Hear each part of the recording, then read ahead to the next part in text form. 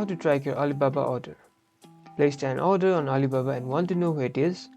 This guide shows you how to track your order on the app so you can know when to expect your products. First, open the Alibaba app and tap on My Alibaba or profile icon in the bottom right of your screen. This is a personal dashboard for all your orders and messages. Here you'll find a section for all your orders. Find the order that you want to track and tap on it.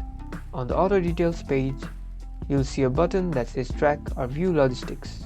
Tapping on this will show you all the shipping informations for your order, including the tracking number and the current location of your package.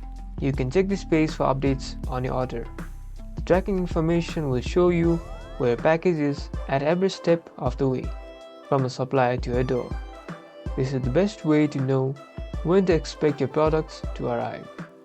You now know how to track your Alibaba order. Happy waiting! Like and subscribe for more business tips.